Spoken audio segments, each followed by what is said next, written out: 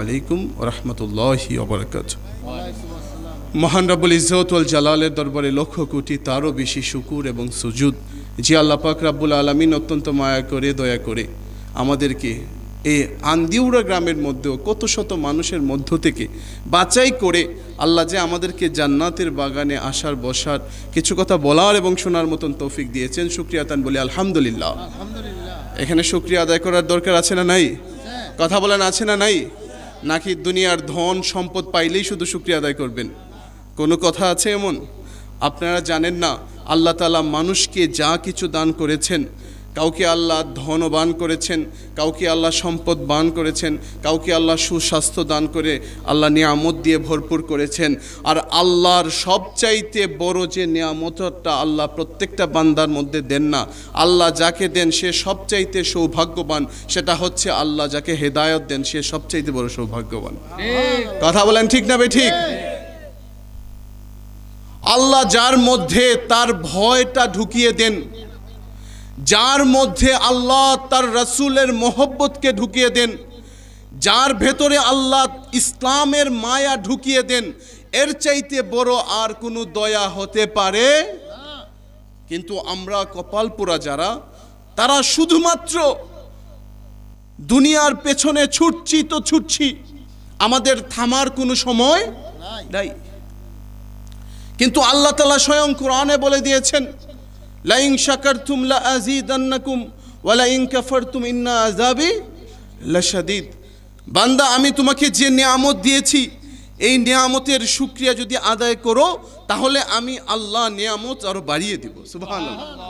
ওয়া লা ইন কাফারতুম, আর যদি আমার নিয়ামত পেয়ে এই নিয়ামতের অস্বীকার করো, তুমি আমি আল্লাহর প্রতি সন্তুষ্ট না হও, তাহলে আমি জেনে রেখো নিশ্চয়ই আমার আযাব অত্যন্ত কঠিন। এখন বলেন, আমরা কি শুকর গুজার নাকি শুকর বেগুজার? আমরা শুকর গুজার হতে চাই কি চাই না? কিন্তু দুর্ভাগ্যবশত এই আমাদের মুসলমানদের মধ্যে 90% মুসলমান আমরা আল্লাহর প্রতি এখনো সন্তুষ্ট হতে পারি। কথা বলেন, পেরেছি? আমাদের যাদের একটা টিন শেড বিল্ডিং আছে, সে চায় কিভাবে আরেকটা দুতলা বিল্ডিং করা। সারা দিন সে মরিয়া হয়ে আছে। পাশের বাড়ি ভাইয়ের একটা দুতলা বিল্ডিং হয়েছে, তার রাতে আর ঘুম আসে কেন? সে তার ওয়াইফ তাকে বারবার বলতেছে, তুমি কি এমন ইনকাম করো যে এখন পাশের বাড়ির ভাইয়ের ছেলে লন্ডন চলে গেছে, পাশের বাড়ির ভাইয়ের ছেলে বিসিএস ক্যাডার হয়ে গেছে, নিজের ছেলেকে সে তিরস্কার করে যে তোমাকে দিয়ে দুনিয়াতে কিছুই হয়। কথা বলেন, বলেন কি বলেন না? আমাদের মা বাবারাও পর্যন্ত আমাদেরকে তিরস্কার করে যে তোমার মতো নালায়েক সন্তান এমন হয়েছো যে তোমাকে দিয়ে কোনো কিছুই হয়। কিন্তু এই মাটা একটাবার তার সন্তানের দিকে তাকিয়ে বলে না যে হে সন্তান, ফজর যে চলে যাচ্ছে, তুমি যে ফজরের আজান হয়ে ঘুম থেকে উঠো না, জোহর যে চলে যাচ্ছে, জোহরের আজান হয় তুমি যে মসজিদে যাও না, তোমার মুখে যে এখনো দাড়ি উঠে নাই, তোমার মাথায় যে আল্লাহ রসুলের সুন্নত টুপি আসে না, তোমার ভেতরে যে গুনাহ থেকে বেঁচে থাকার যে আক্ষেপ থাকার কথা সেটা যে নাই, কোনো মা বাবা তার সন্তানকে সেই উপদেশ দেয়? শুধু সন্তানদেরকে দুনিয়ার পাগল বানাচ্ছে। আল্লাহ তাআলা কোরআনে বলে দিয়েছেন, ইয়া আইয়ুহাল্লাযিনা আমানু, হে ঈমানদাররা, লা তুলহিকুম আমওয়ালুকুম ওয়ালা আওলাদুকুম আন যিকরিল্লাহ। হে ঈমানদাররা, দেখো দুনিয়ার সন্তান এবং সম্পদ যেন তোমাদেরকে আল্লাহ বিমুখ করে না। কথা বলেন ঠিক না বেঠিক? আমার আল্লাহ আমাদের অন্তরের খবর জানেন কি জানেন না? কথা বলেন, জানেন কি জানেন না? আপনি একবার দেখেন আল্লাহ কত সুন্দর করে দিচ্ছেন, লা তুলহিকুম আমওয়ালুকুম ওয়ালা আওলাদুকুম আন যিকরিল্লাহ, যেন সন্তান এবং সম্পদ তোমাকে আল্লাহর স্মরণ থেকে গাফেল না। আচ্ছা, চিন্তা করে একটু দেখেন, আমরা যত মানুষ আল্লাহ থেকে গাফেল হয়ে আছি, দুনিয়ার পাগল হয়ে আছি, 90% মানুষ শুধুমাত্র সন্তান এবং সম্পদের জন্য আল্লাহ বিমুখ হয়ে আছে। কথা বলেন ঠিক না বেঠিক? কেউ দুনিয়ার বাড়ি গাড়ি চাকচিক্য পাওয়ার জন্য সে ব্যবসা করছে, বিদেশ যাচ্ছে, টাকা কামাচ্ছে, আর কেউ ছেলেকে ভালো ইউনিভার্সিটিতে পড়ানোর জন্য, ভালো স্কুলে পড়ানোর জন্য। আপনাদের গ্রামে এমন মহিলা নাই যে নিজে এই আন্দিউরা ছেড়ে মাধবপুর অথবা ঢাকা থাকে ছেলেকে ভালো স্কুলে পড়ানোর জন্য? আছে না নাই? কথা বলেন, আছে না নাই? কিন্তু এমন কয়টা মা দেখাতে পারবেন হাতে ধরে যে নিজের সন্তানকে ভালো একটা মাদ্রাসায় পড়ানোর জন্য, ভালো একটা মক্তবে পড়ানোর জন্য, ভালো একজন হুজুরের কাছে ইসলামের দ্বীন শিক্ষা করার জন্য কয়টা মা তার সন্তানকে দিয়ে দূরে সফর করেছে? এমন মা দেখতে পারবেন আপনাদের? না, পাবেন না। কিন্তু এমন হাজারো মা আপনি বাংলার জমিনে পাবেন যে শুধুমাত্র ভালো স্কুলে পড়ানোর জন্য, ভালো দুনিয়ার ডাক্তার, ইঞ্জিনিয়ার, স্কুলের বড় বড় প্রফেসর বানানোর জন্য বড় বড় স্কুলের মধ্যে দৌড়ায়। দৌড়ায় কি দৌড়ায় না? কিন্তু প্রকৃতপক্ষে এটা কোনো মুসলমানের আমল খাসলত হওয়ার কথা ছিল? কথা বলেন ছিল না। এর জন্য আমি বলেছি যে আমরা কেন আজকে এই মাহফিলে এসে শুকুর গুজার হব, কেন আমরা আল্লাহর প্রতি শুকরিয়া আদায় করব? একটাই কারণ, যে আল্লাহ হাজারো হাজারো মানুষ থেকে, এই আন্দিউরার হাজারো মানুষ থেকে আল্লাহ যে আমাদেরকে এই জন্য বাছাই করেছেন যে আমরা গিয়ে মাহফিলে বসে কোরআন শুনবো। বলুন আলহামদুলিল্লাহ। কথা বলেন, জোরে বলেন না আলহামদুলিল্লাহ। আর যদি আল্লাহর শুকরিয়া আদায় করেন, নিশ্চিত আল্লাহ আপনাদেরকে হেদায়েতের নূর দান করে দিবেন। কথা বলেন ঠিক না বেঠিক? তাই সম্মানিত উপস্থিতি, আমি আমার আলোচনার প্রারম্ভে কোরআনে কারিম থেকে সূরা বাকারার ৪৫ এবং ৪৬ নম্বর আয়াতে কারিমা তেলাওয়াত করেছি। আমার যুবক ভাইয়েরা আমাকে বলেছেন এখানে আসার পরে, যেহেতু আমার ইলিমের দরজা খুবই কম, খুবই সামান্য ইলিম, আমার বয়সও কম, উপদেশ দেওয়ার মতো বা আলোচনা করার মতো ইলিম এবং আমল কোনোটাই আমার নাই।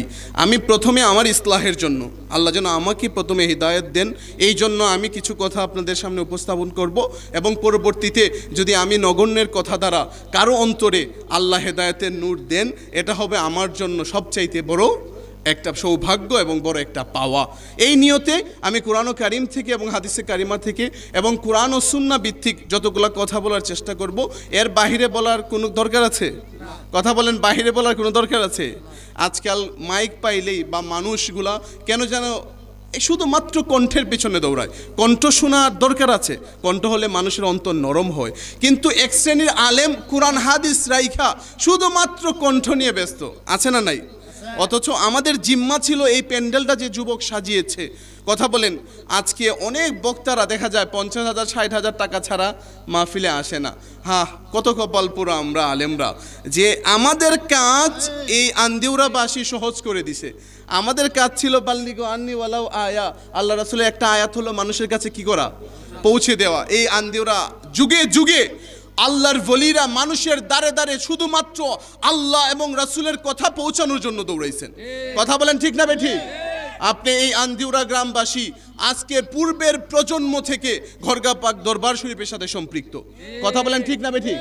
একদম মুরব্বী যারা আছেন, মনোয়ার ঈশা রহমতুল্লাহি আলাইহি, যুগ শ্রেষ্ঠ আউলিয়া সিদ্দিক আলী ঈশা রহমতুল্লাহি আলাইহি, এবং আপনারা সবাই যাকে চিনেন, ইয়াং জেনারেশনও যাকে চিনেছেন, যুগ শ্রেষ্ঠ একজন আল্লাহর ওলি এবং যুগ শ্রেষ্ঠ একজন আলেম ছিলেন। আপনারা সবাই জানেন পীরে কামেল আলহাজ হযরত মাওলানা আমির আলী রহমতুল্লাহি আলাইহি। কথা বলেন ঠিক না বেঠিক? এই এলাকার মানুষ দেখেছেন না? ওনাকে দেখেছেন কি না? আমার দাদা জান কেবলা শুধুমাত্র একজন আল্লাহর ওলি ছিলেন না, যুগ শ্রেষ্ঠ একজন আলেমও ছিলেন। আলহামদুলিল্লাহ। দাদা জান কেবলা 1949 সালে কামিল পাশ করেছিলেন। কত সালে? 1900। যখন মানুষ ধুতি এবং লুঙ্গি পড়তার মধ্যে পার্থক্য বুঝতো, তখন এই চুনারঘাট থানার মধ্যে তেমন কোনো আলেম ছিল না। আলহামদুলিল্লাহ, যারা ঘরগা পাক দরবার শরীফের সাথে সম্পৃক্ত হয়েছেন, নিশ্চিত আপনারা একটা হক দরবারের সাথে সম্পৃক্ত হয়েছেন। কথা বলেন ঠিক না? আহলে সুন্নাত ওয়াল জামাত জিন্দাবাদ। পীরজাদা হাসান আব্দুল্লাহ মুস্তাফা কামাল সাহেব জিন্দাবাদ। নারে তাকবীর। যারা হযরত কেবলার সিলসিলার মধ্যে ঢুকেছেন, তাদের চাইতে কপালওয়ালা মানুষ আর কেউ হতে পারে? হযরত কেবলা যেমন যুগ শ্রেষ্ঠ একজন আল্লাহর ওলি ছিলেন, সাথে সাথে যুগ শ্রেষ্ঠ একজন আলেমও ছিলেন। কথা বলেন ঠিক কিনা? ঠিক তদ্রুপ হযরত কেবলা শাহ আহসানুল্লাহ রহমতুল্লাহি আলাইহি সিলসিলা প্রাপ্ত ঘরগা পাক দরবার শরীফের পরবর্তী যত প্রজন্ম ছিল, আলহামদুলিল্লাহ আমার পর্যন্ত আমি নগণ্য সবচাইতে কম পড়াশোনা করেছি। আমার পূর্বে আমার বাবা, দাদা, বড়াব্বা সবাই ছিলেন উচ্চ শিক্ষিত একজন আলেম। আলহামদুলিল্লাহ বলেন না? আপনারা খুশি না বেজার? তো এই যে আল্লাহর ওলিরা আপনাদের দ্বারে দ্বারে দৌড়েছেন, আপনাদের কাছে গিয়েছেন, ওনারা কি টাকার জন্য দৌড়েছেন? একমাত্র আল্লাহ এবং তার রাসূলের বাণীকে পৌঁছে দেওয়ার জন্য দৌড়াইছেন। কথা বলেন ঠিক কিনা? পথ ভোলা মানুষকে আল্লাহ ওয়ালা বানানোর জন্য দৌড়াইছেন। কথা বলেন ঠিক না বেঠিক? আপনি জানেন আমরা তো এখন আমাদেরকে যারা দাওয়াত দেন, আমাদের জন্য আপনাদের বাড়ি গাড়ি এখন অনেক উন্নত, আপনাদের বাথরুম টয়লেটগুলো অনেক উন্নত, কিন্তু এই যে দাদান কেবলার সফর সঙ্গী ছিল মঞ্জু আলী চাচারা, ওনারা দেখেছেন আগে যখন দাদান কেবলা আপনাদের গ্রাম তো অনেক সুন্দর রাস্তার পাশে ছিল, এই লাখাই সুনেশ্বর শিয়ালুরি সরসপুর থেকে হাইটা এই ব্যাগ কাঁধে নিয়ে মানুষের দ্বারে দ্বারে দৌড়াইছেন। বাড়িতে বাথরুম করার মতো কোনো বাথরুম ছিল, গিয়ে আলাদা করে মাটির মধ্যে গর্ত করে একটা টেম্পোরারি বাথরুম করতে হয়েছে। এই কষ্ট কেন করেছেন বলেন? টাকা পাওয়ার জন্য? আমার দাদা জানেন আপনারা সবাই এইডেড হাই স্কুলের হেড মাওলানা ছিলেন। সিলেট এইডেড হাই স্কুল কিলে ছিলেন, হেড মাওলানা ছিলেন। এত বড় একজন শিক্ষিত চাকরিজীবী, ওনার কি ভাতের অভাব ছিল? উনি চাকরি করলে ওনার পেট চলতো না? তখন মানুষ আলগিরুস্তি করতো, কিন্তু তাই চাকরি করছেন। তারপরেও এই চাকরি রেখে মানুষ ওই সিলেট থেকে আগে কুশিয়ারা এই ট্রেন ছিল না, কুশিয়ারা ট্রেন, এই ট্রেনে চেপে লোকাল ট্রেনে ঘন্টার পর ঘন্টা ব্যয় করে শিয়ালুরি, এন্দেউরা, হরসপুর, মণিপুর এই গ্রামগুলোর মধ্যে চষে বেড়াইছেন। কিসের জন্য? শুধুমাত্র আল্লাহ পথে মানুষকে ডাকার জন্য। কথা বলেন ঠিক কিনা? রব্বুহু বিকালিমাতিন, আমি ইব্রাহিমকে অসংখ্য পরীক্ষা করেছি। ফাআতাম্মাহুন্না, আমার ইব্রাহিম সমস্ত পরীক্ষার মধ্যে কামিয়াব হয়েছে। ইব্রাহিম আলাইহিস সালামকে পরীক্ষা করেছেন কি করেন নাই? আপনারা জানেন কি জানেন না? আমি সংক্ষিপ্তভাবে এখানে ঘটনা বলা উদ্দেশ্য ছিল না। আপনারা দেখেন ইব্রাহিম খলিলুল্লাহ 80 বছর বয়সে বৃদ্ধ হয়ে গিয়েছেন। আল্লাহ ওনাকে একজন সন্তান দিয়েছিলেন ইসমাইল জবিহুল্লাহ আলাইহিস সালামকে। যখন উনি আম্মাজান হাজেরা আলাইহাস সালামের গর্ভের মধ্যে এসে প্রসব হয়েছেন, আল্লাহ তাআলা ইব্রাহিমকে প্রথম পরীক্ষাটা করলেন, হে ইব্রাহিম, আমি তোমাকে চাচ্ছি তুমি তোমার সেই শিশুপুত্র ইসমাইলকে সহ মক্কার ধুধু মরু প্রান্তর, যখন আজকের মক্কা ছিল সেখানে কোনো জনবসতি, কোনো মানব ছিল, কোনো কিছুই ছিল না। আমি তোমাকে পরীক্ষার জন্য বলছি, তুমি তোমার এই শিশুপুত্র দুধ পান করার সন্তান ইসমাইল আলাইহিস সালামকে নিয়ে তুমি আম্মাজান হাজেরা আলাইহাস সালাম সহ সেই মক্কার প্রান্তরে রেখে আসো। ইব্রাহিম খলিলুল্লাহ আর কোনো প্রশ্ন করেছেন আল্লাহকে? কথা বলেন, কোনো প্রশ্ন করেছেন? ইব্রাহিম খলিলুল্লাহ আম্মাজান হাজেরা ও শিশুপুত্র ইসমাইল আলাইহিস সালামকে নিয়ে এই মক্কার মরু প্রান্তরে রেখে আসছেন।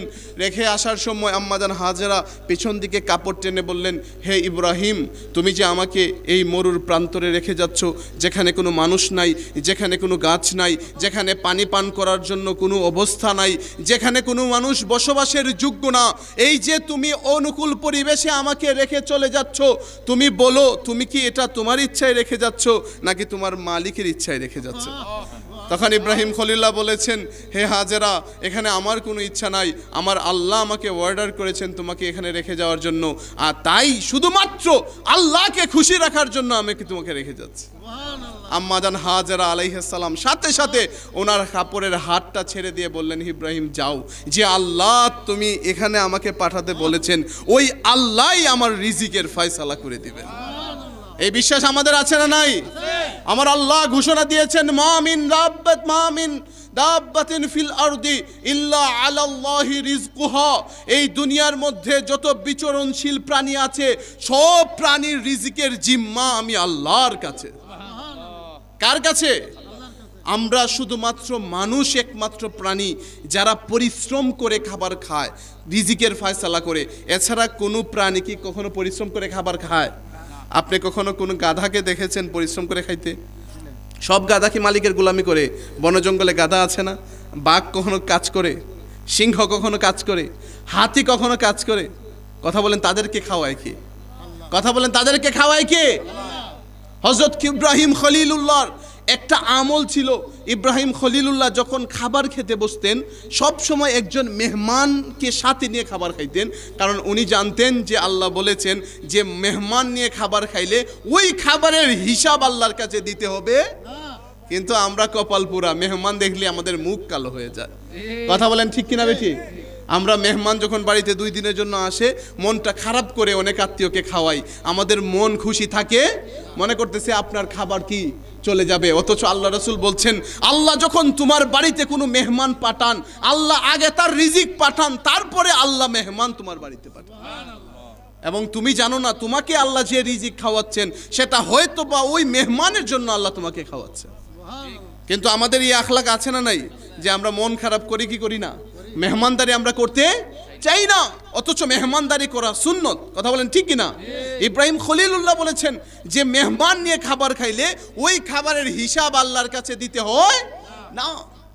উনি সব সময় একজন মেহমানকে সাথে নিয়ে খাবার খাইতেন। একদিন উনি খাবারের জন্য বসে আছেন, কিন্তু কোনো মেহমান উনি পাচ্ছেন না। এমন সময় হঠাৎ একজন পাদ্রী পোশাক পরা লোক হেঁটে যাচ্ছে। ইব্রাহিম খলিলুল্লাহ ডাক দিলেন, হে ভাই একটু আসেন। উনি বলছেন, কি ভাই? বলছেন, ভাই আমি তো একজন মেহমানের অপেক্ষায় ছিলাম, আপনি যদি আজকে আমার একজন মেহমান হন তাহলে আমি আপনার প্রতি কৃতজ্ঞ হতাম। তো উনি বললেন, ভাই আমিও প্রতীক মানুষ, ক্ষুধার্ত মানুষ, চলেন আমি একটু আপনার মেহমান হব। তো উনি খাবার খেতে বসছেন, যাই রিজিকের ফয়সালা ছিল। উনি বলছেন ইব্রাহিম খলিলুল্লাহ যে ভাই আপনি আল্লাহর নামে শুরু করেন। আমরা বলি কি বলি না, বিসমিল্লাহি ওয়া আলা। আমরা আল্লাহর নামে খাবার খাই না, সব কিছু আমরা কার নামে করি? আমরা কুরবানি করি কার নামে? কুল ইন্না সলাতি ওয়া নুসুকি ওয়া মাহইয়ায়া ওয়া মামাতি লিল্লাহি। একজন মুমিনের জীবন মরণ দুনিয়ার যা কিছু আছে সব কিছু কার জন্য? সব কিছু কার জন্য? তাই ইব্রাহিম খলিলুল্লাহ বললেন যে ভাই আল্লাহর নামে শুরু করেন। উনি বললেন, আল্লাহ আবার কে? আল্লাহ আবার? আমি তো মজুসি, আমি তো অগ্নি উপাসক, আমি তো আমার মূর্তির পূজা করি, আমি তো আল্লাহ মানি, আমি তো আমার দেবতাকে, আমার একজন দেবতা আছে যিনি আমাকে খাওয়ায় পান করায়, আমি তো তার উপাসনা করি, আমি তো অগ্নি উপাসক, আমি কেন তোমার আল্লাহর নামে খাবার খাবো? 2 টাকার খাবারের জন্য আমি আমার ক্ষুধার সাথে বেঈমানি করতে পারি? তার এমন এই শিক্ষাটা আমাদের দরকার আছে না নাই? সে হিন্দু হতে পারে, কিন্তু বৌদ্ধ পাদ্রী হতে পারে, কিন্তু সে তার ক্ষুধার প্রতি অবিচল ছিল কি ছিল না? কিন্তু আমরা যাকে বিশ্বাস করি, ভোটের সময় 5 টাকা দিলে আমরা ইমানটারে ঠাস করে লড়াইলে। কথা বলেন ঠিক কিনা? একটা মিথ্যা সাক্ষী 5000 টাকা দিলেই একজনকে মিথ্যা সাক্ষী দিয়ে যায়। কথা বলেন ঠিক না বে ঠিক? আপনাদের আন্দিওরাই মনে হয় দেয় না। তাহা একটা মিথ্যা মামলার মধ্যে 10,000 টাকা দিলে মিথ্যা সাক্ষী দিয়ে আসে, এমন মুসলমান আছে না নাই? সে প্রকৃত মুসলমান হতে পেরেছে? সে কখনো প্রকৃত মুসলমান হতে পারে নাই। ওই পাদ্রী বলেছে, আমি যে মজুসির উপাসনা করি, আমি যে ক্ষুধার প্রার্থনা করি, ওই ক্ষুধার নাম ছাড়া তোমার ক্ষুধা আল্লাহর নামে আমি খাবার শুরু করব। ইব্রাহিম খলিলুল্লাহ বললেন, মিয়া তোমারে জাল লেগে খাওয়াইতে চাইছি, তার নামে যদি তুমি না নেও, নারে তাকবীর, নারে তাকবীর, নারে রিসালাত, নারে রিসালাত। হুজুর কেবলার আগমন। আসেন, প্রতিষ্ঠাতা সভাপতি হুজুর না? আলহামদুলিল্লাহ হুজুর আসছেন। হুজুর সবাই বলেন আলহামদুলিল্লাহ। হুজুরের হাত ধরে হয়তোবা এই নুরানি মাহফিলটার প্রতিষ্ঠা পেয়েছিল। আলহামদুলিল্লাহ ও শুকরিল্লাহ। এই ধরনের মাহফিল যিনি প্রতিষ্ঠা করে উনি আমাদের একটা সুবর্ণ সুযোগ করে দিয়েছেন। কথা বলেন ঠিক কিনা?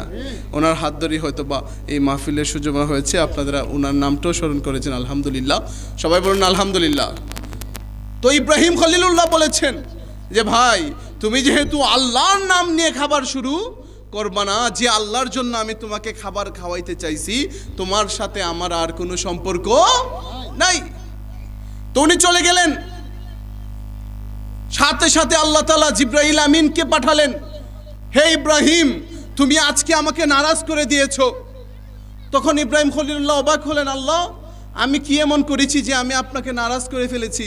আল্লাহ বলেন, তুমি আমার একটা সৃষ্টিকে আজকে খাবার খাওয়ানো থেকে বঞ্চিত করেছো।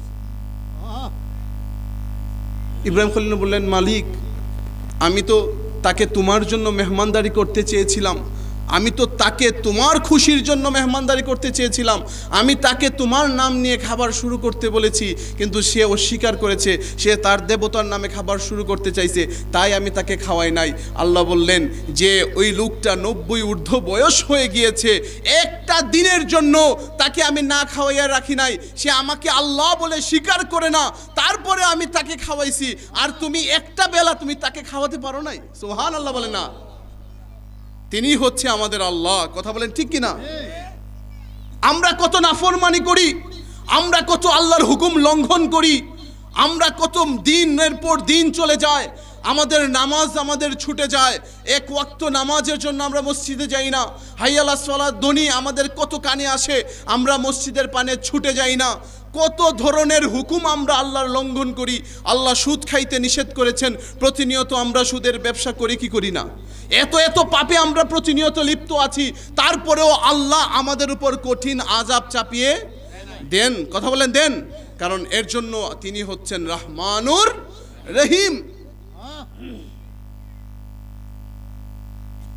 তাই আমি যুবকদের উদ্দেশ্যে বলছি, আজকে যে যুবকরা এই কোরআনের মাহফিলটাকে সাজিয়েছে, আজকে অধিকাংশ মাহফিলগুলোর মধ্যে দেখা যায় শুধুমাত্র মাহফিল একটা আনুষ্ঠানিকতার নামে পরিণত হয়েছে। কথা বলেন ঠিক কিনা? একদল মানুষ আয়োজন করতেছে, একজন শ্রোতা শুনছে, কিন্তু এলাকার মধ্যে, কালচারের মধ্যে, আখলাকের মধ্যে কোনো ধরনের পরিবর্তন আসে। যে যুবক সারা রাত এই মাহফিলের আয়োজন করেছে, সে ভালো কাজ করেছে না খারাপ কাজ করেছে? কথা বলেন, ভালো না খারাপ কাজ? আল্লাহ রসুল সাল্লাল্লাহু আলাইহি ওয়াসাল্লাম হাদিসে পাকে ইরশাদ করেছেন, হাসরের ময়দান সহজ না কঠিন? সহজ না কঠিন? আল্লাহ তাআলা কোরআনে বলেছেন, কানা মিকদারু 50 আলফা সানা। আল্লাহ কোরআনে বলেছেন, হাসরের ময়দানের একটা দিন দুনিয়ার 50,000 বছরের সমান। সুবহানাল্লাহ। কত দিনের সমান? দুনিয়াতে যদি কেউ 50,000 বছর হায়াত পায়, আখেরাতের হাসরের ময়দানের কয় দিনের সমান হবে? ঘোষণাকার। ওই দিনটা কি সহজ হবে না কঠিন হবে? আল্লাহ রাসূল সাল্লাল্লাহু আলাইহি ওয়াসাল্লাম বলেছেন, ওই দিন এত কঠিন হবে, মানুষগুলা দিক বেদিক ছুটাছুটি করবে, কবর থেকে মানুষগুলা উলঙ্গ অবস্থায় দৌড়াদৌড়ি করবে। আল্লাহ রাসূল সাল্লাল্লাহু আলাইহি ওয়াসাল্লাম আম্মা জান আয়েশা সিদ্দিকা রাদিয়াল্লাহু তাআলা আনহা থেকে হাদিস বর্ণনা করেছেন, আল্লাহ রাসূল যখন বলেছেন মানুষগুলা উলঙ্গ দৌড়াবে, আম্মা জান আয়েশা বলেছেন, ইয়া রাসূলুল্লাহ, মানুষের কি তো ওই দিন হায়া থাকবে না? মানুষের কি লজ্জা করবে না যে মানুষগুলা উলঙ্গ হয়ে দৌড়াদৌড়ি করবে? আম্মা জান আয়েশাকে আল্লাহ রসুল বলেছেন, হে আয়েশা, ওই দিনটা এত কঠিন হবে, এই হুঁশ তখন আর মানুষের থাকবে? মানুষের থাকবে না। সূর্যটা আধাত কাছে চলে আসবে। আজকে কত কোটি মাইল দূরে সূর্য, তারপরেও সূর্যের প্রখরতা আমাদের ঘামে চুবিয়ে দেয়। কথা বলেন ঠিক কিনা? সূর্যটা যখন এক হাত আধ হাত কাছে চলে আসবে, মানুষগুলা তার আমল অনুযায়ী ঘামের মধ্যে নিমজ্জিত থাকবে। কেউ হাঁটু পর্যন্ত, কেউ কোমর পর্যন্ত, কেউ বুক পর্যন্ত, এমনকি কেউ পারো মাথা সহ ঘামের মধ্যে ডুবে যাবে। ওই এক কঠিন মুসিবতের সময়, যেই দিন আল্লাহ রাসূল বলছেন আল্লাহর আরশে আজিমের ছায়া ছাড়া আর কোনো ছায়া সেখানে থাকবে? কোনো ছায়া থাকবে? শুধুমাত্র আরশে আজিম যেখানে আল্লাহ তাআলার আরশ, ওই আরশের ছায়া ছাড়া আর কোনো ছায়া থাকবে? আল্লাহ রাসূল বলেছেন, সাবআতুন ইউজিল্লুহুমুল্লাহু ফি জিল্লিহি ইয়াউমা লা জিল্লা ইল্লা জিল্লুহু। আল্লাহ রাসূল বলছেন, ওই কঠিন মুসিবতের সময়ে যখন মানুষগুলা দিক বেদিক ছুটাছুটি করবে, আল্লাহ রাসূল ঘোষণা দিয়েছেন, ওই দিন আরশে আজিমের ছায়া ছাড়া আর কোনো ছায়া থাকবে না। ওই দিন আল্লাহ তাআলা 7 শ্রেণীর মানুষকে ওই আরশে আজিমের ছায়ার নিচে ছায়া দিবেন। সুবহানাল্লাহ। প্রথম নাম্বার ঘোষণা আল্লাহ রাসূল দিয়েছেন, ওই 7 শ্রেণীর মধ্যে প্রথম শ্রেণী হচ্ছে ইমামুন আদেল, ন্যায়পরায়ণ শাসককে আল্লাহ তাআলা সর্বপ্রথম আরশে আজিমের ছায়ার নিচে ছায়া দিবেন। সুবহানাল্লাহ। ন্যায়পরায়ণ শাসককে, ন্যায়পরায়ণ বিচারককে, শুধুমাত্র প্রধানমন্ত্রী আর প্রাইম মিনিস্টারকে না। আল্লাহ তাআলা যারা গ্রামের মধ্যে বিচার করেন, যারা 2 জন 3 জনের মধ্যে বিচার করেন, সব মানুষকেই বিচারক বলা হয়। কথা বলেন ঠিক কিনা? 2 জন ছেলে ঝগড়া লেগেছে, এখানে আপনার ভাতিজাও আছে, অন্যের আরেকটা ছেলেও আছে, আপনি বিচার করতে গেলেন, আপনার ভাতিজার দোষ থাকা সত্ত্বেও অন্যের ছেলের প্রতি আপনি জুলুম করে আসলেন, আল্লাহকে আপনি তখন আরশে আজিমের ছায়া পাবেন? পাবেন? পাবেন? আপনি ঘরের মধ্যে মুরব্বী, আপনার 2 ছেলের মধ্যে ঝগড়া লেগেছে, যে ছেলে আপনাকে বেশি টাকা দিতে পারে তার পক্ষে যদি আপনি রায় দেন, আপনিও একজন বিচারক। কথা বলেন ঠিক কিনা? সমাজের মধ্যে এই বিচার আছে না নাই? আপনি যখন কোনো গরিব দোষ করে, না দোষ করেও, বড় লোক দোষ করেও গরিবের বাড়ির মধ্যে 5,000 টাকা পাঠাই দিলে মুরব্বীদের বিচার চেঞ্জ হয় কি হয় না? সে কি ইমামুন আদেল, ন্যায়পরায়ণ বিচারক হতে পেরেছে? কথা বলেন হয়েছে? যেমনিভাবে আল্লাহ রাসূল বলেছেন ন্যায়পরায়ণ শাসককে আরশে আজিমের ছায়ার নিচে ছায়া দিবেন, আর যারা অন্যায় বিচার করবে, অন্যের উপর জুলুম করবে, গরিবের উপর জুলুম করবে, নিশ্চিত তাদেরকে ঘামের মধ্যে ডুবে থাকতে হবে। কথা বলেন ঠিক কিনা? কিন্তু আপনি যদি ন্যায়পরায়ণ বিচারক হন, আপনি যদি ছেলের দিকে না তাকান, আপনি যদি মেয়ের দিকে না তাকান, আল্লাহ রাসূল বলেছেন আমার ফাতেমা যদি চুরি করে তারপরেও আমি তার হাতটাকে কেটে দিতাম। কথা বলেন ঠিক না বে ঠিক? অর্থাৎ উমরে ফারুক রাদিয়াল্লাহু তাআলা আনহুর ছেলে, সে যদিও কোলটা দুর্বল, তারপরে এই কোল আছে, হাদিসের কিতাবের মধ্যে পাওয়া যায়, যদিও হাদিসটা দুর্বল, তারপরে এই বিচার সমাজের জন্য দরকার আছে না নাই? উমরে ফারুক রাদিয়াল্লাহু তাআলা আনহুর সন্তান শরাব অর্থাৎ খেজুর ভিজিয়ে রাখলে কি শরাবের মতো হয়ে যেত, ওই জিনিসটা উনি পান করার কারণে যখন উমরে ফারুকের কাছে খবর এসেছিল যে আপনার সন্তান শরাব পান করেছে, উমরে ফারুক রাদিয়াল্লাহু তাআলা আনহু ওনাকে 100টারও অধিক বেত্রাঘাত করেছিলেন। একটা পর্যায়ে বেত্রাঘাত করতে করতে উনি মৃত্যুবরণ করেছিলেন, বাকি যে বেত্রাঘাতগুলো ছিল ওই বেত্রাঘাত ওনার কবরের উপরে করেছিলেন। এটাকে বলে ইসলামের বিচার। কথা বলেন ঠিক কিনা? কিন্তু মুরব্বি হয়ে গিয়েছে গ্রামের বিচারক, মুখে দাঁড়িয়ে আছে, নামাজ পড়ে, পাঞ্জাবি পরে, কিন্তু যখন বিচার করতে যায়, বাড়িতে যার বেশি টাকা আছে, যে একটু বেশি টাকা বাড়িতে পৌঁছায় দেয়, যার সমাজে একটু বেশি শক্তি আছে, তার পক্ষেই কথা বেশি বলে। কথা বলেন ঠিক কিনা? কিন্তু কোনো মানুষ মাজলুম, যারা গরিব, তাদের অসহায়ের পক্ষে কোনো মুরব্বি কথা বলে উচিত কারণে এক দুইজন যদি সমাজে। কথা বলেন ঠিক কিনা? আমি একদিন বিচার করতেছিলাম, আজকে মাহফিলে আসার সময় যে ছেলের সাথে আমি গাড়িতে করে আসছি, আমার গ্রামের ছেলে, আমার মুরিদান, তার পুরো পরিবার আমাদের কি মুরিদান। আল্লাহি আমি আমার প্রশংসার জন্য বলছি না, আপনাদের শোনানোর জন্য বলছি। তার বাবা আমার মুরিদ, তাদের বংশ আমাদের সবাই মুরিদ। তার বড় ভাই বিয়ে করছে আমাদের এক মুরিদানের বাড়িতে। তার বড় ভাই বিদেশ থাকে, সে ভাবির সাথে ঝগড়া লেগে ভাবিকে শুধু বকাঝকা করে নাই, তার উপর হাত তুলেছে। নাউজুবিল্লাহি মিন যালিক। রমজান মাসে এমন মারছে, শরীরের মধ্যে দাগ পড়ে গিয়েছে মহিলার। আমাদের কাছে বিচার আসলো যে হুজুর এমনি এমনি ওই লোক ওকে মারছে। তো একদিন কিছুদিন পরে সে আমার কাছে আসছে, সে আমার মুরিদ, তো সে আমার মুরিদ না, যাকে বিয়ে করতে সেও কি আমাদের মুরিদ। আমার কাছে আসছে, আমি বলছি তোমার মতন জঘন্য অপরাধী আর এই দুনিয়াতে কেউ। তুমি মায়ের মতো একজন মহিলার উপরে শুধুমাত্র বকাঝকাই করো না, তার উপরে আঘাত করেছো এবং সে নির্মম অত্যাচার করেছো। আমি তো যখন তাকে শাসন করেছি শক্তভাবে, তার প্রতিবাদ করেছি, সে আমার সম্পর্কে আমার মুরিদ হয়ে আমাদের গ্রামে প্রোপাগান্ডা করেছে। আমি বলেছি আলহামদুলিল্লাহ, সে আমার বিরোধিতা করবে, এটাই তো স্বাভাবিক। কথা বলেন ঠিক না ঠিক? সে আমার মুরিদ হোক না কেন, অন্যায় কথা বলতে আমি 1 সেকেন্ডের জন্য দ্বিধাবোধ করব? অনেকে আমাকে বাধা দিয়েছে, আমি কেন সরাসরি তার প্রতিবাদ করেছি। আমি বলছি সে আমার মুরিদ হোক, যেই হোক না কেন, যে অন্যায় করবে সাথে সাথে সেখানেই প্রতিবাদ করতে হবে। কথা বলেন ঠিক কিনা? সে আমার পেছনে ঈদের নামাজ পড়ে নাই, আমি কই পুরো দুনিয়া যদি চলে যায়, পুরো গ্রাম যদি আমাকে ঈদের নামাজ থেকে বঞ্চিত করে, তারপরেও তার বিপক্ষে কথা বলতে আমি 1 সেকেন্ডের জন্য পিছপা হব না। এই ছেলে এখন আমার কাছে মাপ চেয়ে, তার পরিবার আমার কাছে মাপ চেয়ে আজকেও আমার সাথে গাড়ি দিয়ে গেছে। কারণ সমাজের মধ্যে সব মানুষ যদি আপনাকে ভালো বলে, নিশ্চিত থাকবেন আপনার ভিতরে নিফাকি আছে, মুনাফিকি আছে। কথা বলেন ঠিক কিনা? কারণ আপনি ভালো কেউ ভালো বলেন, খারাপ কেউ ভালো বলেন। কথা বলেন ঠিক কিনা? সমাজের মধ্যে আল্লাহ রাসূলের সব বন্ধু ছিল না, কিছু শত্রুও ছিল। আবু জাহেল, উতবা সাহেব আর আল্লাহ রাসূলের বন্ধু না শত্রু? আবু বকর, উমর, উসমান বন্ধু না শত্রু? কথা বলেন, সমাজের মধ্যে আপনার বন্ধুও থাকবে, শত্রুও থাকবে। এক সমাজের সব মানুষ যদি আপনার পেছনে থাকে, মনে করবেন আপনার ভিতরে নিফাকি, মুনাফিকি আছে। কারণ বিচার করলে ভালোরে ভালো বলেন, চুররে বলেন চুরি করো, আর গৃহস্থে বলো। এমন আচরণ আমাদের মধ্যে আছে না নাই? কথা বলেন আছে না নাই?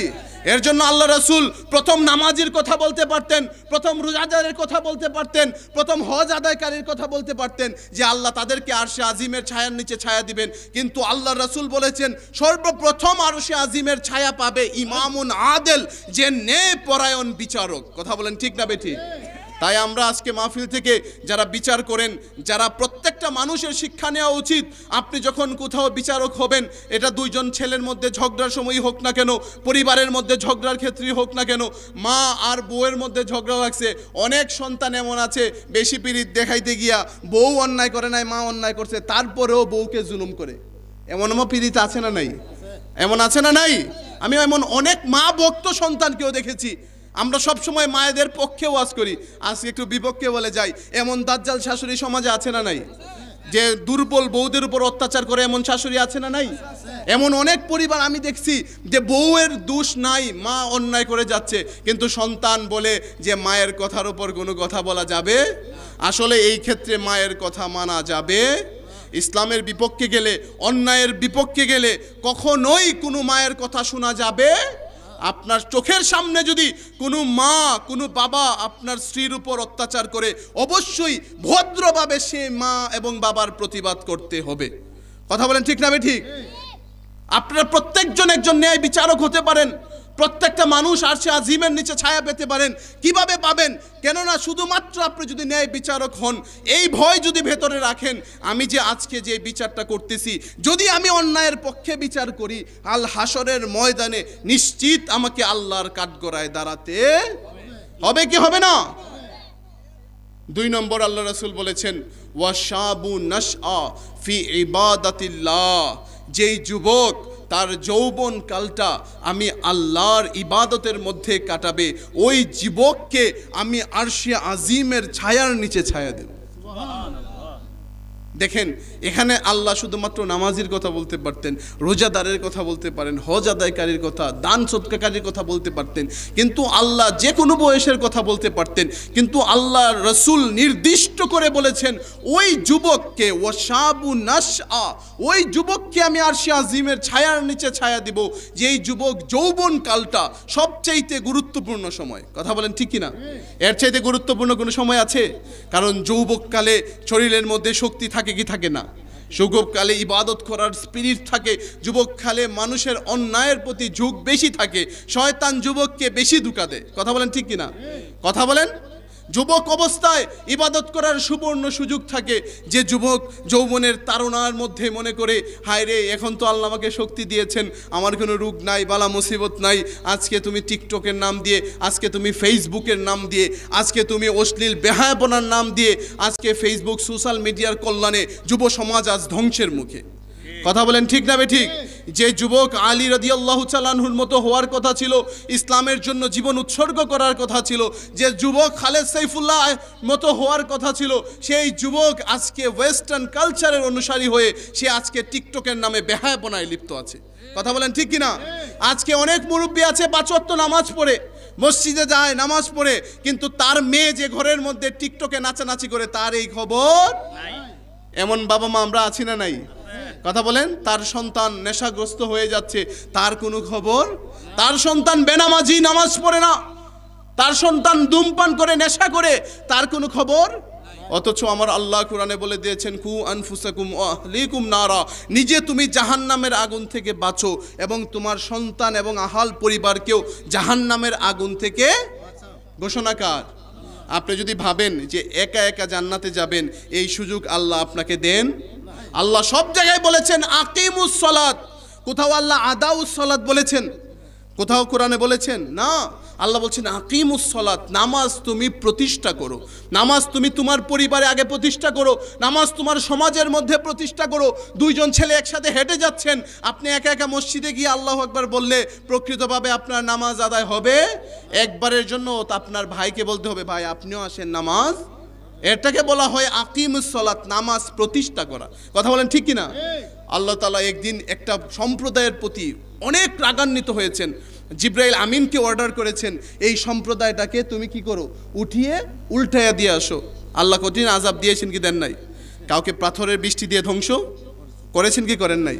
কিন্তু আপনি বলবেন যে আমরা তো কত পাপ করি, আমরার উপর তো এরকম আযাব কেন দেয় না? আল্লাহ কোরআনে বলেছেন, ওয়ামা কানাল্লাহু লিয়ুআযযিবাহুম ওয়া আনতা ফীহিম। ও আমার প্রিয় হাবিব মুস্তাফা, আপনি যেখানে থাকেন ওই জায়গায় আমি আল্লাহ আযাব দেই না। কে থাকলে দেয় না? আল্লাহ রাসূল যেখানে থাকেন ওইখানে আল্লাহ কি দেন না? আযাব দেন না। এই আয়াতের তাফসীর আল্লাহ কোরআনে নিজে বলেছেন। আবু জাহেল একদিন আল্লাহ রাসূলের কাছে এসে বলছে, হে মুহাম্মদ, তুমি যদি আল্লাহর শ্রেষ্ঠ নবী হও, তুমি যদি আল্লাহর প্রকৃতপক্ষেই দূত হয়ে থাকো, তুমি তোমার মালিককে বলো আল্লাহ তাআলা যেন আসমান থেকে পাথরের বৃষ্টি দিয়ে আমাকে ধ্বংস করে দেন। আল্লাহ তাআলা সাথে সাথে জিব্রাইল আমিনকে পাঠালেন, ইয়া রাসূলুল্লাহ, ইয়া হাবিবাল্লাহ, আল্লাহর উপর আয়াত নাজিল করলেন, হে রাসূল, ওমা কানাল্লাহু লিয়ুআযযিবাহুম ওয়া আনতা ফীহিম, হে রাসূল, আপনি যেখানে উপস্থিত থাকেন আমি আল্লাহ ওই জায়গায় কোনো দিনও আযাব দিতে পারি। এর জন্য এই সমাজের মধ্যে আমি যে বলেছিলাম হায়াতুন নবী, আমার নবী রওজা আকদাস এখনো জিন্দা আছেন, যার কারণে আল্লাহর কঠিন আযাব এখনো আমাদেরকে পাকড়াও করে না। কথা বলেন ঠিক না বেঠিক? আপনি কওমে লুতকে দেখেন, আল্লাহ পাথর চাপিয়ে ধ্বংস করে দিয়েছেন। কওমে সামুদকে দেখেন, ও বড় বড় নবীদের উম্মতদেরকে দেখেন, নূহ আলাইহিস সালামের উম্মতদেরকে দেখেন, আল্লাহ তারা প্লাবন দিয়ে ধ্বংস করে দিয়েছেন। কিন্তু মুহাম্মদ সাল্লাল্লাহু আলাইহি সাল্লামের উপরে এত জঘন্য গুনাহ করে তারপরেও আল্লাহ কঠিন আযাব দেন না, একমাত্র রাহমাতাল লিল আলামিনের খাতিরে। কথা বলেন ঠিক না বেঠিক? তাই আল্লাহ তাআলা ওই সম্প্রদায়কে জিব্রাইল আমিনকে বলেছেন, হে জিব্রাইল, ওই সম্প্রদায় আমার অস্বীকার করেছে, সব সময় গুনাহে লিপ্ত, তুমি সেই সম্প্রদায়কে কি করো, তোমার হাতে নিয়ে উল্টায় দাও। জিব্রাইল আমিনের 600 নূরের পাখা ছিল, একটা পাখা লাড়া দিলে এই পৃথিবীর কোনো অস্তিত্ব। জিব্রাইল আমিন গিয়েছেন, গিয়ে ওই সম্প্রদায়টাকে উনি তালুর মধ্যে নিয়েছেন। যখন উনি আছাড় দিবেন এমত অবস্থায় দেখা যায় একজন বান্দা মসজিদের এক কোণার মধ্যে বসে আল্লাহ আল্লাহ জিকির করতেছে। তখন জিব্রাইল আমিন রেখে আল্লাহর কাছে চলে গেলেন, মালিক, আমি যখন ওই সম্প্রদায়টাকে ধ্বংস করে দিতে যাচ্ছি, গিয়ে দেখি ওই সম্প্রদায়ের মধ্যে একজন মানুষ আল্লাহ আল্লাহ জিকির করতেছে, তুমি মওলার নাম নেই, ওই লোকসহ আমি কিভাবে ধ্বংস করে দেই? আল্লাহ তাআলা ঘোষণা দিলেন, হে জিব্রাইল, তুমি সর্বপ্রথম তাকে ধ্বংস করে দাও। নাউজুবিল্লাহি। অবাক হইতেছেন না? আল্লাহ বলেছেন সর্বপ্রথম তাকে উল্টাও, পরে তুমি পুরো সম্প্রদায়টাকে উল্টাও। কেন আল্লাহ বলেছেন? কারণ আল্লাহ বলেছেন সে শুধুমাত্র একা একা বসে বসে আমি আল্লাহর জিকির করতেছে, সে আর কোনো মানুষকে আল্লাহর দিকে ডাকে। আল্লাহ বলেছেন ওয়ালতাকুম মিনকুম উম্মাতু ইয়াদউনা ইলাল খায়র, ও উম্মত, তোমাদের পক্ষ থেকে একটা দল কেন বের হয় না যারা মানুষকে আমি আল্লাহর পথে ডাকবে? সুবহানাল্লাহ। ওলি আল্লাহ রাদে আপনাদের এই আন্দিউরার মধ্যে গড়গাঁও দরবার শরীফের মুর্শিদগণ এসেছেন, হযরত কেবলার দরবার থেকে আসেন। ওনারা টাকা পয়সার জন্য আসেন না, শুধুমাত্র আল্লাহ মুখী বানানোর জন্য আসেন। কথা বলেন ঠিক না বেঠিক? আল্লাহর কাজ, আল্লাহর কথা আপনাদের কাছে পৌঁছানোর জন্য আসেন। এর জন্য বলেছি, আপনি সমাজের মধ্যে যদি একা একা জান্নাতে যেতে চান সেই সুযোগ আপনার। আপনি আল্লাহ বলেছেন কু আনফুসাকুম ওয়া আহলিকুম নারা, নিজে জাহান্নাম থেকে বাঁচো, তোমার সন্তান আহালকেও জাহান্নামের আগুন থেকে। কিন্তু আপনি একা একা নামাজ পড়েন, আপনি তাহাজ্জুদ পড়েন, মসজিদে যান, অথচ আপনার ছেলে এক ওয়াক্ত নামাজ পড়ে না, আপনার ছেলে সুদ খায়, আপনার ছেলে ঘুষ খায়, আপনার ছেলে নেশা করে, একদিনও আপনি তাকে বারণ করেন না, তার খবর রাখেন না। আজকে আধুনিক সোশ্যাল মিডিয়ার কল্যাণে বেহায়াপনাটা এত বেড়ে গিয়েছে যুব সমাজ। আজকে আমরা যুবকদেরকে কত শতবার বলেছি মুখে দাড়ি রাখাতে পারি না, কত শতবার বলেছি টাকনুর উপর কাপড় পরাতে পারি না, কিন্তু আপনি দেখেছেন আজকাল এই এলাকার আন্দিউরার যুবকরা জানি না হাফ প্যান্ট পরে আজকে যুবকরা হাঁটাহাঁটি করে। এমন যুবক আছে না নাই? আন্দিউরার জমিনে আছে না নাই? আপনি দেখেন, কল্পনা করে দেখেন, বেহায়াপনা, বেলাজ্জাপনা। আল্লাহ রাসূল বলেছেন আল হায়া শুবাউ মিনাল ঈমান, হায়া, লজ্জা হচ্ছে ঈমানের একটা অংশ। আজকে একটা সময় মুরব্বীদেরকে দেখলে কোনো প্রাপ্তবয়স্ক লোকও সিগারেট, এমন ছিল না আগে। আমরা চাচা বাবাদেরকে দেখলে ভয়ে কাঁপতাম, অথচ আজকে দেখা যায় 12 বছরের ছেলে রাস্তার মধ্যে সিগারেট টেনে টেনে হাঁটতেছে, মুরব্বী যাচ্ছে, তার কোনো ভ্রুক্ষেপ। এমন মানুষ ছেলে আপনাদের আন্দিউরাতে আছে না নাই? কথা বলেন আছে না নাই? আমরা কতবার বলেছি ইসলামকে মানো, আল্লাহর রাসূলের পোশাক পরো, সুন্নতের উপর আমল করো, সুন্নতি আখলাক করো, নামাজ পড়ো, তার খবর নাই। 2 দিন মিডিয়ার মধ্যে দেখেছে লন্ডন আমেরিকার ছেলেরা হাফ প্যান্ট পরে ঘুরে, আর মধ্যে 2 দিন পরেই সেই কালচার ধরে নিয়েছে। কথা বলেন ঠিক কিনা? নাকি আপনারা বুড়ারাও হাফ প্যান্ট পরে ঘুরছেন, বড়ইয়া হাফ প্যান্ট পরে ঘুরছেন নিবা? কিন্তু আজকে সে আল্লাহ রাসূলের আদর্শকে অ্যাডপ্ট করে না, আল্লাহ রাসূলের আদর্শকে সে নেয় না, সে নেয় আজকে নায়ক নায়িকাদের ছবি, নায়ক নায়িকাদেরকে কালচার তার মধ্যে আজকে চলে এসেছে। আপনি দেখেছেন এমন যুবক আপনাদের এলাকায় নাই? যুবক ভাই, তোমার পায়ে ধরে বলি, তুমি যে হাফ প্যান্ট পরে হাঁটছো, প্রথম কথা তোমার ঈমান দুর্বল হয়ে গেছে। দ্বিতীয় কথা, তুমি যে প্রতিটা সেকেন্ড ব্যয় করছো, প্রত্যেকটা সেকেন্ড তোমার ফরজ তরকের গুনাহ হচ্ছে। কথা বলেন ঠিক কিনা? হাঁটু থেকে, হাঁটুর নিচ থেকে কোমর পর্যন্ত ঢাকা প্রত্যেক পুরুষের জন্য ফরজ কিনা? কথা বলেন ফরজ কিনা? আজকে যে তুমি হাঁটুকে খোলা রেখে হাঁটছো, তুমি যদি জোহরের নামাজ না পড়তা একটা ফরজ তরক করতা, আসরের নামাজ না পড়তা একটা ফরজ তরক করতা, তুমি যদি একদিন রোজা না রাখতা একটা ফরজ তরক করতা, আর তুমি যে 1 ঘন্টা 2 ঘন্টা 10 ঘন্টা সময় হাফ প্যান্ট পরে পরে ঘুরছো, প্রতিটা সেকেন্ড তোমার ফরজ তরকের গুনাহ হচ্ছে। কথা বলেন ঠিক কিনা? আল্লাহ না করুক এমন সময় তোমার মৃত্যু যুবক হতে পারে কি পারে না? যদি তোমার মৃত্যু এসে যায়, ইদা জাআ আজালুহুম লা ইস্তাখিরুনা সাআ, আল্লাহ বলেছেন একটা সেকেন্ডও তোমার জন্য দেরি করা হবে।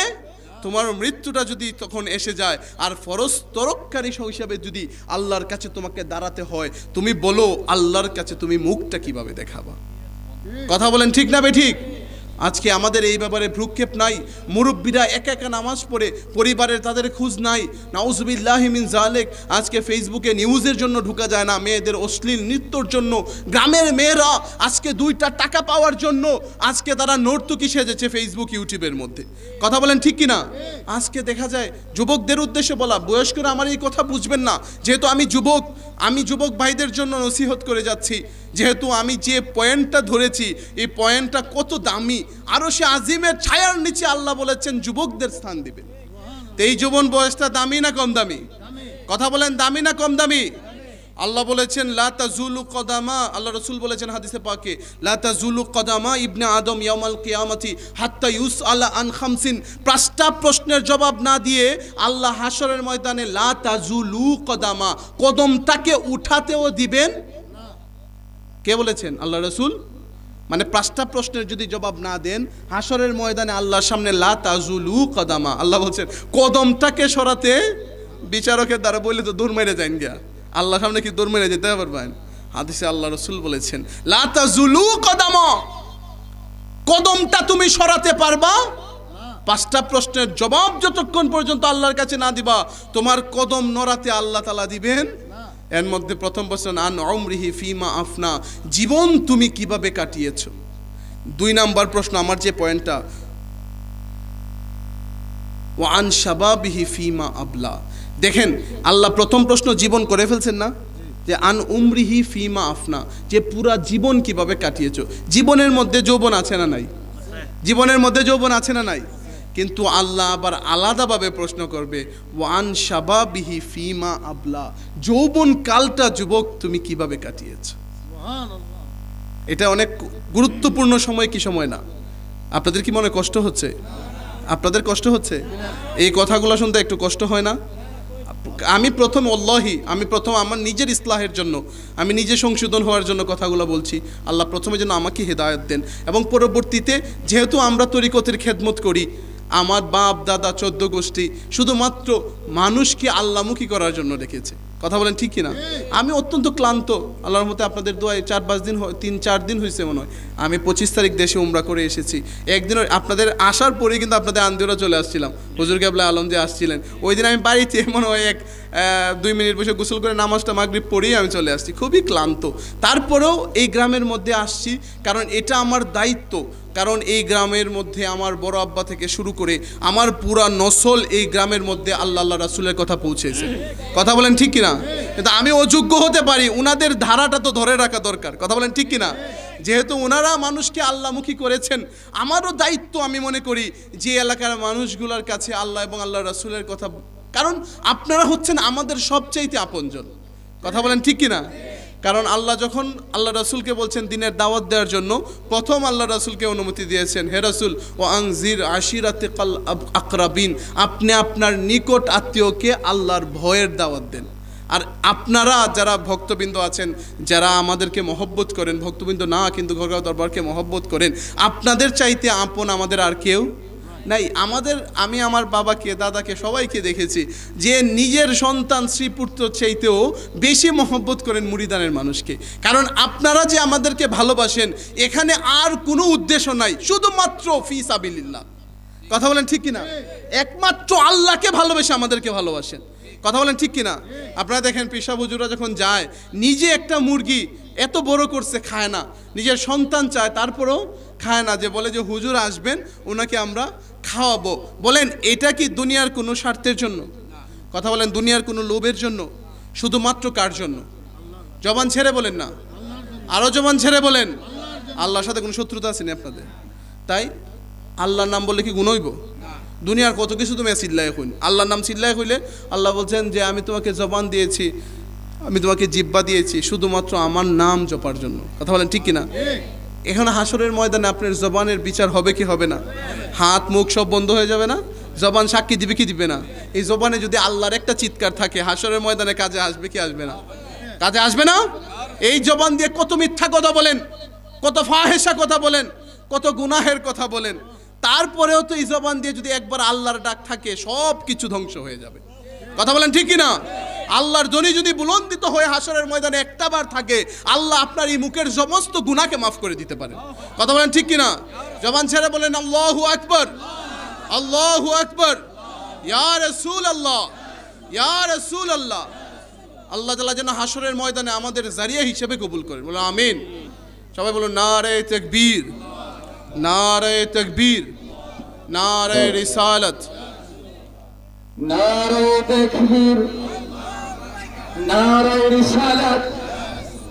আহলে সুন্নাত ওয়াল জামাত বিশেষ অতিথির আগমন, বিশেষ অতিথির আগমন, মুফতি নিয়ামতুল্লাহ আল কাদের সাহেবের আগমন, আন্দোলনবাসীর পক্ষ থেকে, মাহফিল কমিটির পক্ষ থেকে, এলাকাবাসীর পক্ষ থেকে, যুব সংঘের পক্ষ থেকে নারে তাকবীর, নারে রিসালাত।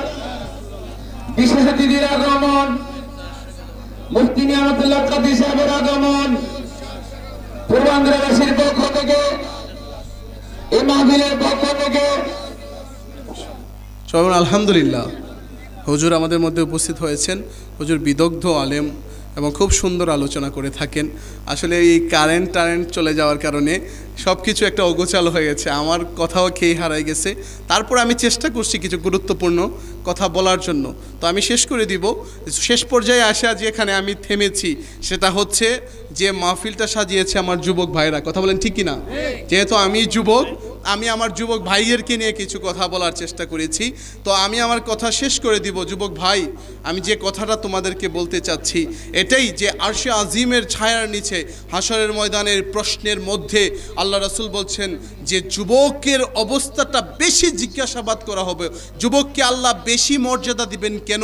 কারণ যুবক অবস্থায় গুনাহের কাজ করার সম্ভাবনা বেশি। কথা বলেন ঠিক না বেঠিক?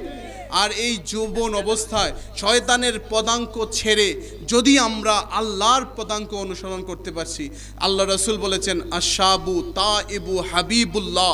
যুবক অবস্থায় কোনো যুবক যদি শয়তানের পদাঙ্ক ছেড়ে, শয়তানের পথ ছেড়ে তওবা করে আমার দিকে ফিরে আসে, ওই যুবককে আমি হাবিবুল্লাহর মর্যাদা দান করব।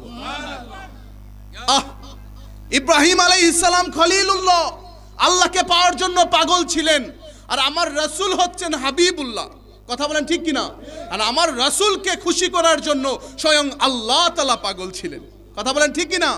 আমার রাসূলের মন যা চেয়েছে আমার আল্লাহ সাথে সাথে তা করে দিয়েছেন। কথা বলেন ঠিক না বে ঠিক? আমার রাসূল মন চায় বাইতুল্লাহর দিকে ঘুরে নামাজ পড়ার জন্য, বাইতুল মুকাদ্দাসের দিকে নামাজ পড়তে আল্লাহ রাসূলের মন চাচ্ছে না। আল্লাহ রাসূল শুধু আকাশের দিকে তাকান। আল্লাহ কোরআনে বলেছেন কদ নারা তাকাল্লুবা ওয়াজহিকা ফিস সামাই ফালা নুওয়াল্লি আন্নাকা কিবলাতান তারদাহা ফাওয়াল্লি ওয়াজহাকা শাতরাল মসজিদিল হারাম। হে রাসূল, আপনার মনের খবর তো আমি জানি। আপনার বাইতুল মুকাদ্দাসের দিকে নামাজ পড়তে আপনার ভালো লাগে না, আপনার মন চাচ্ছে আপনার জন্মভূমি বাইতুল্লাহর দিকে যেন আপনি রুকু করে নামাজ পড়তে পারেন।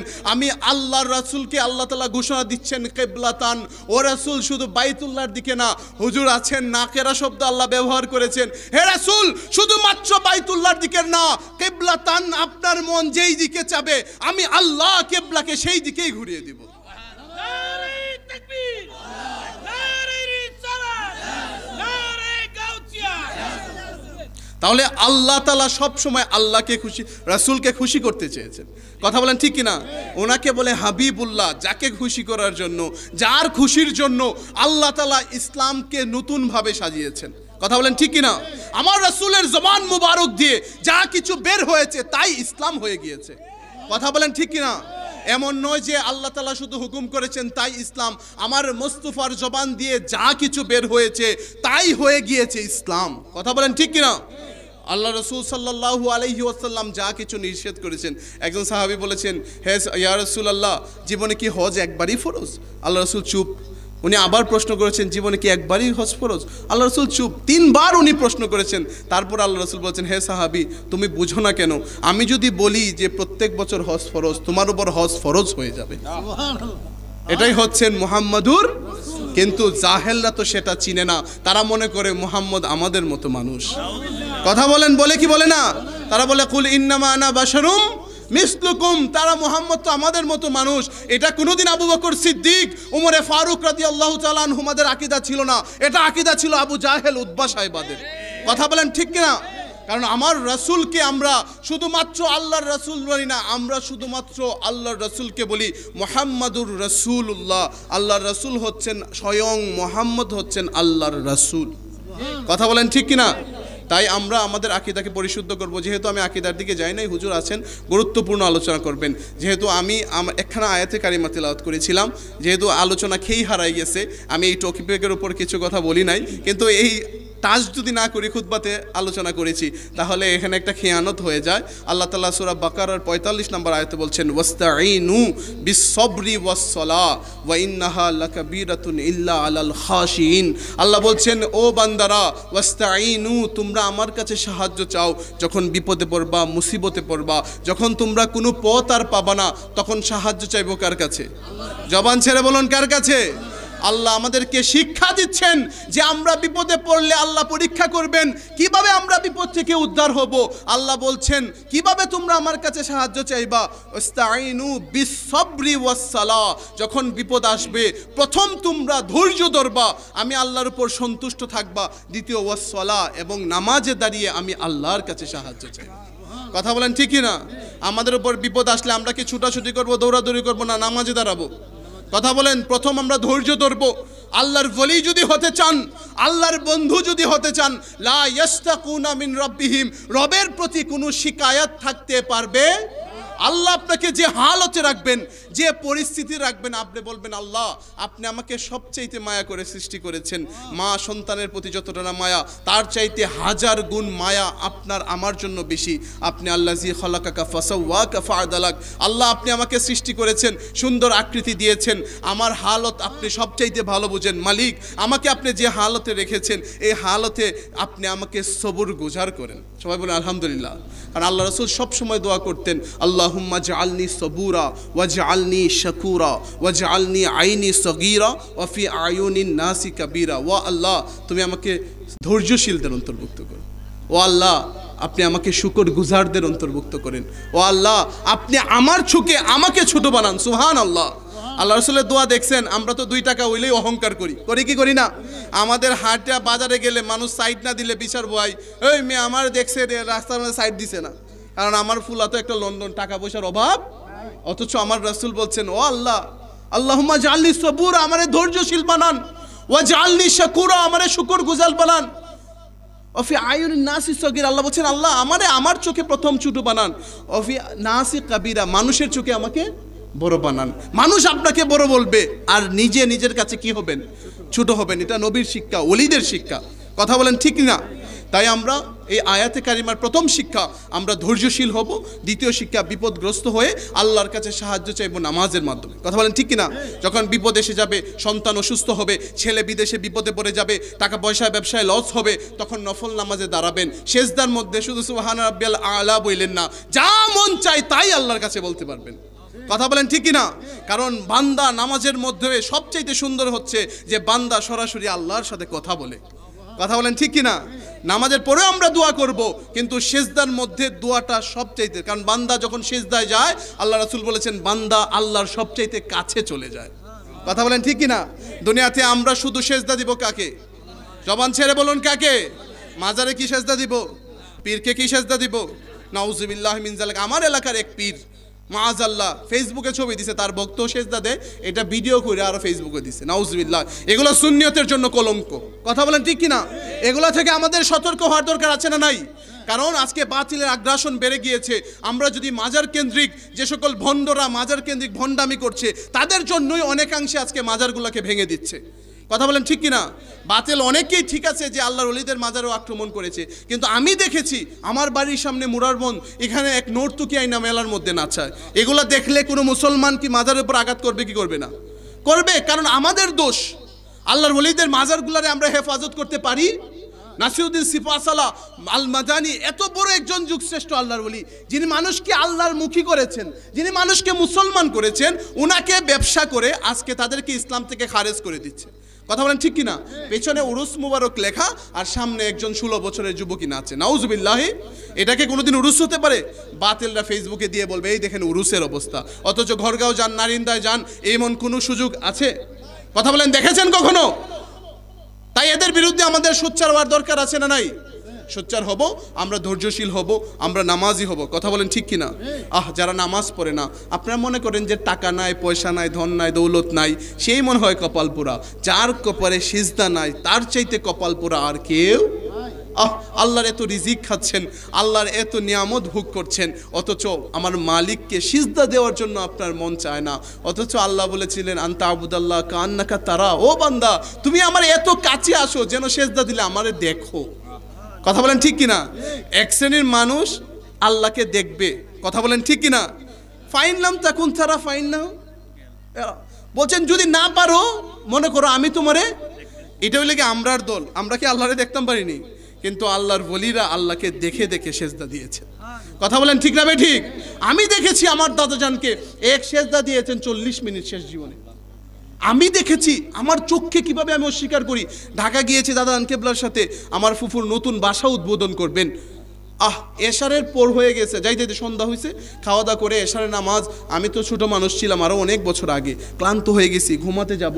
এমন অবস্থায় আমি বলছি মমিন চাচা, দাদা আনকেবলার সাথে থাকতেন, উনি গেছেন দাদা ভাইয়ের সাথে। আমি 9টার দিকে আমি বলছি দাদা আমি একটু ঘুমাই, আর দাদা আনকেবলা এশারের নামাজে দাঁড়াইছেন, আপনি ওনাকে রুটি খাওয়াইয়া আপনি ঘুমাই যান। তো আমি ছোটো মানুষ, হঠাৎ ঘুমাই গেছি, তো আমার ঘুম ভাঙছে। ঘুম থেকে উঠে দেখি মমিন চাচা প্লেট হাতে নিয়ে দাঁড়াই আছে। আমাদের মমিন চাচা কী সমস্যা? ঘড়ি দূরে দেখি প্রায় 3:30 এমন কাছাকাছি সময় হয়ে গেছে। আমি মনে হচ্ছে দাদা ভাই কি এখনো রুটি খান নাই? উনি বলতেছেন আল্লাহি যে উনি যে এশার নামাজে দাঁড়াইছিলেন এখনো ওনার 4 রাকাত নামাজই শেষ হয় নাই। মে আসতে খুন না সুবহানাল্লাহ। আপনি 5 মিনিট সেজদা দিন, আপনার অশান্তি লেগে যাবো গা। 5 মিনিট ফইরা তখন উপতুইয়া দেখবেন আপনার অশান্তি লাগবো। অশান্তি লাগবো না? থাকতে পারবাইনি দেখবেন অশান্তি লেগে গেছে গা। কিন্তু দাদা আনকেবলার শেষ জিমায় আমরা অনেক সময় দাদা ভাই, আমরা বলছি দাদা ভাই কি আল্লাহ কি হালতে গেছেন, দাদা ভাই হঠাৎ করে উঠতেন এভাবে। কারণ উনি যখন মালিককে সিজদা দিতেন উনি ফানা ফিল্লার দরজায় চলে যেতেন। কথা বলেন ঠিকই না? উনারা এর জন্য আল্লাহ রাসূল বলেছেন তাবুদাল্লাহ কান্নাকা তারা, এমন ভাবে নামাজ পড়ো যেন তুমি আল্লাহকে দেখছো। বুঝা যায় কেউ না কেউ আল্লাহকে দেখে দেখে সিজদা। কথা বলেন ঠিক কিনা? তাই আমরা তরিকতে গিয়েছি, আমরা তাজকিয়ে নফস করব, আমরা আত্মশুদ্ধি করব যেন আমরা আমাদের মালিককে সিজদার মাধ্যমে দেখতে পারি। কথা বলেন ঠিক কিনা? তাই ওলি আল্লাহর দরবারে যাবেন, আউলিয়া কেরামের সোহবতে থাকবেন। ওলি আল্লাহর দরবারে শুধু গেলেই হবে না, ওনাদের ওজিফাগুলোও আদায় করতে হবে কি হবে না? কথা বলেন হবে কি হবে না? কিন্তু দুর্ভাগ্যবশত আমরা 5 ওয়াক্ত নামাজই এখনো ধরতে পারি নাই, ওজিফা কোত্থেকে ধরবো? কথা বলেন ঠিক না? এক লোক গেছে না ডাক্তারের কাছে, আমি ওই দিনও বলছিলাম না যে হুজুর 3টা রুটি সকালে খাইবেন, 3টা রুটি রাতে খাইবেন। ওই খাওয়ানোর আগে খাইতাম না, পরে খাইতাম। তাহলে বোঝা যায় যে নামাজ পড়ার পরে হচ্ছে ওজিফা। কথা ঠিক না? ঠিক। আল্লাহ রাসূল বলছেন না, মান কারা আয়াতুল কুরসি দুবুরা কুল্লি সলাতিন মাকতুবা লা ইয়ামনাউ দুখুলাল জান্নাহ ইল্লাল মাউত। প্রত্যেক ফরজ নামাজের পর যে আয়াতুল কুরসি পাঠ করবে, আপনারা পড়েন কি? অনেকেই তো পারেনই না, কত কিছু শিখলেন, আল্লাহু লা ইলাহা ইল্লাহু আল হাইয়ুল কাইয়্যুম, আল্লাহ সবচেয়ে বড় আয়াত, এটা শিখলেন না। আল্লাহ বলছেন এই আয়াতটা যদি কেউ পাঠ করে প্রত্যেক ফরজ নামাজের পরে, লা ইয়ামনাউ, তাকে কোনো কিছু বাধা দিতে পারবে না জান্নাতে যাইতে ইল্লাল মাউত, মৃত্যু ছাড়া। সুবহানাল্লাহ। অর্থাৎ মরবেন আর সাথে সাথে কোথায় চলে যাবেন? আল্লাহ রাসূল বলেছেন আল কবরু রাউদাতুম মিন রিয়াজিল জান্নাহ, মুমিন যখন মারা যায় তার কবরটা জান্নাতের বাগান হয়ে যায়। আর যে মুমিন নামাজ পড়বে, আয়াতুল কুরসি পড়বে, নিশ্চিত সে মুমিন অবস্থায় মারা, আর তার কবরটা হয়ে যাবে জান্নাতের বাগান। তো তো যারা তরিকতপন্থী হয়েছেন আপনাদের পায়ে ধরে বলছি 5 ওয়াক্ত নামাজটা আপনারা আমল করেন। যুবকরা যারা শুনছেন আমাকে, কত কাজ আপনি করেন। যখন এখান থেকে রওনা দেন ঢাকার উদ্দেশ্যে, 10টা বাজে উঠলেন, গিয়ে 3টা বাজে যখন ঢাকা পৌঁছান বা 2:30 বাজে, প্রথমেই আপনার মনে হয় দুপুরের খাবারটা খাওয়া দরকার, কিন্তু কয়টা মানুষের মনে হয় যে জোহরের নামাজটাও তো আমার পড়া দরকার? কথা বলেন ঠিক কিনা? নিজের পেটের চিন্তা করলেন, মালিকের কথা একবারও চিন্তা করলেন না। এটা কোনোদিন তরিকতপন্থীদের শিক্ষা হতে পারে? কারণ আমরা তরিকতে দাখিল হয়েছি শুধুমাত্র আল্লাহ পাওয়ার জন্য। কথা বলেন, আর কোনো উদ্দেশ্য আছে না। তো আমরা আল্লাহ পাওয়ার পথে অগ্রসর হব, আমরা তরিকতের ওজিফাগুলো আদায় করব, আমরা নামাজি হব, তারপরে আমরা তাসবিহ তাহলিলগুলো আদায় করব।